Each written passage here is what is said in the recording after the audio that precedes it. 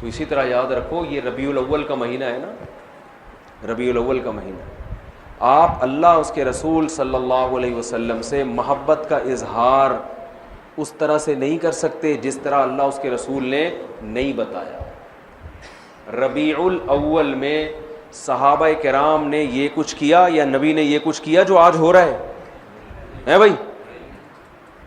میں ایک ٹیکنیکل دلیل دوں، دیکھو نبی صلی اللہ علیہ وسلم کا جو یوم ولادت تھا نا، پیر کا دن تھا۔ کون سا دن تھا؟ پیر کا دن۔ یہ تو صحیح احادیث سے ثابت ہے۔ اب سوال پیدا ہوتا ہے کہ یوم ولادت کیا عید کا دن ہو سکتا ہے کہ نہیں ہو سکتا؟ بہت سے لوگ کہتے ہیں یوم ولادت کیا ہے؟ عید کا دن ہے، عید میلاد النبی کہتے ہیں نا۔ تو ہم اللہ اس کے رسول سے پوچھتے ہیں کہ یا رسول اللہ صلی اللہ علیہ وسلم آپ بتائیے کہ آپ کا ولادت کا دن کیا عید ہو سکتا ہے کہ نہیں ہو سکتا؟ تو مسلمانوں کے ہاں دو طرح کی عیدیں ہوتی ہیں، ایک بڑی عیدیں اور ایک چھوٹی عیدیں۔ ایک عید الفطر، عید الاضحیٰ، یہ سال میں عید الفطر بھی ایک دفعہ اور عید الاضحیٰ بھی ایک دفعہ۔ یہ اس میں ہم نماز پڑھتے ہیں، نہاتے ہیں، دھوتے ہیں اور مصلی کی طرف جاتے ہیں، ایک دوسرے کو مبارکبادیں دیتے ہیں، جانور ذبح کرتے ہیں۔ ساری دنیا میں یہ منائی جاتی ہے، کیا خیال ہے؟ اور ایک ہفتے میں ایک ایسی عید ہے جو ہر ہفتے ریپیٹ ہوتی ہے، جس کو جمعے کا دن کہا جاتا ہے، یہ بھی چھوٹی عید ہے۔ یہ بھی کیا ہے؟ اس میں بھی کچھ عید کا لک اللہ نے ڈالا ہے۔ اس میں بھی خطبہ ہوتا ہے، اور عید الفطر اور عید الاضحیٰ میں بھی کیا ہوتا ہے؟ خطبہ۔ اس میں بھی 2 رکعتیں، ان میں بھی 2 رکعتیں۔ اس میں بھی نہاتے دھوتے ہیں، سنت ہے، اور ان دونوں عیدوں میں بھی کیا خیال ہے بھائی؟ نہاتے۔ ان دونوں عیدوں میں روزہ حرام، اور جمعے کے دن بھی روزہ مکروہ۔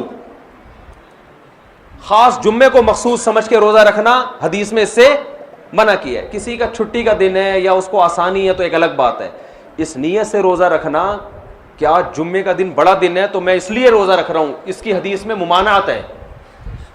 تو پتہ چلا عید کا لک آیا کہ نہیں آیا اس میں؟ اب مجھے ایک بات بتاؤ، یہودیوں کے لیے مقدس دن اور وہ عید جو ہر ہفتے ریپیٹ ہوتی ہے، وہ کون سا دن تھا ہفتے کا؟ یہودیوں کے بعد عیسائی دنیا میں آئے، عیسائیوں کے لیے کون سا ہوا؟ اتوار۔ تو ہمارے لیے کون سا ہونا چاہیے؟ پیر ہونا چاہیے تھا نا۔ بھائی جمعہ کہاں سے بول رہے ہو بھائی؟ ہم اور لیٹ آئے تو ہمارے لیے کون سا ہونا چاہیے تھا؟ پیر، اور وہ نبی کا یوم ولادت بھی تھا۔ لیکن نبی کا یوم ولادت تھا، اس لیے اللہ نے پیر کو نہیں رکھا، ریورس کر دیا جمعے کو، تاکہ لوگ یوم ولادت کو عید سمجھنا نہ شروع کر دیں۔ بہت مشکل ہے بھائی، پشاور میں بات سمجھانا بہت مشکل ہے، بہت مشکل ہے۔ آ رہی ہے الحمدللہ، میں ویسے چھیڑنے کے لیے کرتا ہوں، وہ تو کراچی میں بھی سمجھ میں نہیں آتی کسی کو۔ یہ جملہ میں کراچی میں بھی بولتا ہوں، لاہور میں بھی بولتا ہوں۔ وہ غیرت دلانا مقصد ہوتا ہے کہ بولے یار اتنی آسان بات ہمیں سمجھ میں نہیں، کیسی بات کرو، ایک دم بوجھ میں سمجھ میں آ رہی ہے، جوش میں آ کے بولتے ہیں، پھر آتی ہے سمجھ میں۔ کچھ مسائل غیرت کے ہوتے ہیں۔ اب آپ بتاؤ کتنی زبردست لاجک کی بات ہے کہ ہونا پیر کا دن چاہیے تھا، لیکن اور وہ یوم ولادت بھی تھا، لیکن اس کو کیا کر دیا؟ ریورس۔ اتنا کافی تھا اس امت کو سمجھانے کے لیے کہ نبی کا یوم ولادت میں عید نہ بنانا، اتنا کافی تھا، لیکن نبی نے ایک اور کام کیا۔ شاید نبی کو معلوم تھا، اللہ نے بتا دیا تھا کہ یہ امت باز نہیں آئے گی، تو نبی نے ایک اور کام کیا کہ پیر کو آپ نے روزہ رکھا۔ صحیح بخاری مسلم کی حدیث ہے، صحابہ نے پوچھا آپ روزہ کیوں رکھتے؟ فرمایا میرا یوم ولادت ہے۔ عید کے دن روزہ رکھنا جائز ہے؟ کیا مطلب؟ روزے کا عید کا جو تھوڑا سا بھی تصور تھا نا یوم ولادت میں، اس تصور کے بالکل کھرچ کے جڑ سے خاتمہ کر دیا کہ روزہ اور خوشی کا دن جمع نہیں ہو سکتے، اور آپ پھر یوم ولادت کو یوم عید کہہ رہے ہو۔ تو یہ وہ کوشش ہے جو اخپل کوشش ہے، یہ اللہ اس کے رسول کی بتائی ہوئی کوشش نہیں ہے۔ خوشی میں کھایا جاتا ہے، روزے نہیں رکھے جاتے۔ ہمارے نبی روزہ رکھے، تبھی آپ دیکھو سعودی عرب میں سب عرب اکثر روزہ رکھتے ہیں پیر کے دن، سنت ہے، ہمارے یہاں رواج نہیں ہے۔ جمعرات کا بھی رکھتے ہیں، پیر کا بھی۔ پیر کا جمعرات کا تو کسی بھی وجہ سے رکھ لیا، لیکن پیر کا اس لیے رکھا کہ یوم ولادت ہے میرا۔ تو خوشی میں کھانا کھایا جاتا ہے۔ روزہ تو کھانا پینے سے بچنے کا نام ہے، اس کی میں 2 مثالیں دے دیتا ہوں تاکہ اور سمجھ میں آ جائے. آپ کی شادی ہو گئی, فرض کرو, کہہ رہے ماشاء اللہ, فرض کرو شادی ہو گئی, دوست ملتے ہیں, یار سنا ہے تیری شادی ہو گئی, خوشی میں کیا کھلائے گا, یہی کہتے ہیں نا.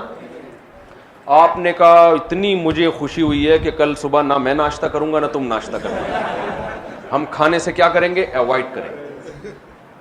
تو کہے گا بھائی تیرا باپ دنیا سے چلا گیا ہے جو غم میں نہیں کھا رہا تو. حدیث میں آتا ہے نا جس گھر میں میت ہوتی ہے تو لوگ غم زدہ ہوتے ہیں تو ان کو کھلاؤ جا کے, کیونکہ وہ کھا نہیں سکتے بیچارے, غم میں ہوتے ہیں, پکاتے نہیں ہیں. آپ کا بیٹا پاس ہو گیا امتحان میں اچھے نمبروں سے, لوگ پوچھتے ہیں بھائی بڑا مزہ آ رہا ہے یار, کیا کھلائے گا. آپ نے کہا ڈنر کا ناغہ ہے, آج تم بھی رات کو بھوکے سو گے اور میں بھی بھوکا سو. تبھی عید کے دن روزہ نہیں ہے بھائی. روزہ اور عید ایک دوسرے کے بالکل اپوزٹ ہیں, ضد ہیں. ہمارے نبی نے یوم ولادت میں روزہ رکھ کے بتا دیا کہ آج کا دن عید نہیں ہو سکتی. اور ایک اور بات, مسلمانوں کی عیدیں عید الفطر اور عید الاضحیٰ رات میں ہوتی ہیں صبح ہوتی ہے؟ بولو نا بھائی, کرسمس صبح ہوتی ہے رات کو ہوتی ہے؟ رات میں ہوتی ہے. اسلام میں عیدیں صبح کے وقت میں رکھی گئی ہیں کیونکہ رات میں انسان شراب کباب کی طرف جانے کا خطرہ, عیاشی کی طرف, رنگ رلیوں کی طرف جانے کا خطرہ زیادہ ہوتا ہے, بتیوں کی طرف جانے کا خطرہ زیادہ ہوتا ہے. تمیز سے نہیں مناتا وہ. صبح بدتمیزی سے عید منائی نہیں جا سکتی صبح کے ٹائم میں, ہے بھائی. صبح تو نہا دھو گے نماز پڑھے, جمعے کو بھی دن کی روشنی میں رکھا گیا, جمعہ رات میں نہیں رکھا گیا. اسلام کے سارے تہوار کب ہو رہے ہیں؟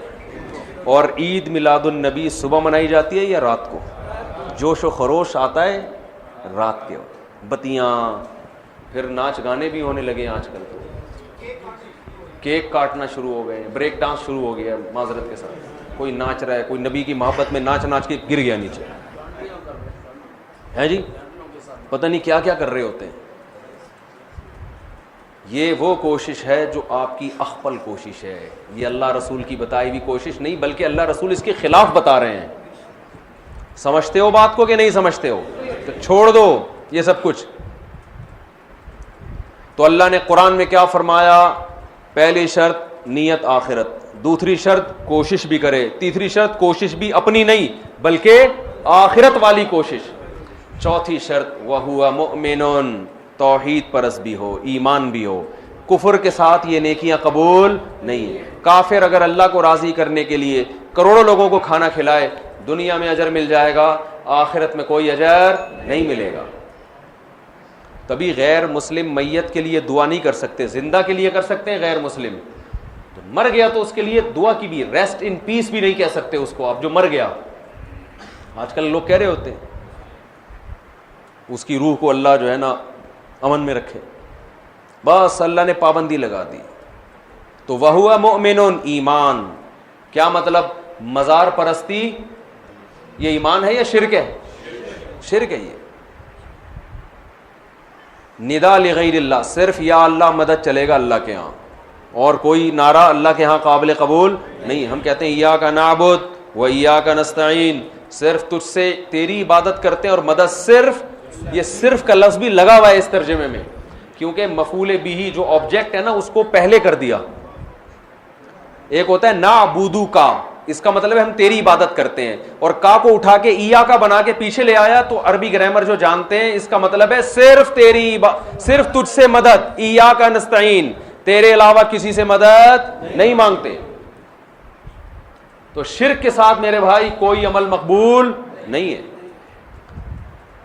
تو یہ 4 باتوں پر آپ عمل کریں گے تو فَأُولَئِكَ كَانَ سَعْيُهُمْ مَشْكُورًا, اللہ فرماتے ہیں ان کے تھوڑے پر بہت زیادہ دوں گا میں. یہ تھوڑا کریں گے اجر وہاں بہت زیادہ, اور ان پر عمل نہیں ہوا تو دنیا تو آپ واہ واہ کر لے گی, بڑا پروٹوکول مل جائے گا, کوئی کیا بن جائے گا, کوئی کیا بن جائے گا, آخرت میں زیرو. جیسے پہاڑ ہوتا ہے نا راکھ کا, دیکھنے میں بڑا لگتا ہے, پھونک مارو پورا پہاڑ اڑ جائے گا وہ.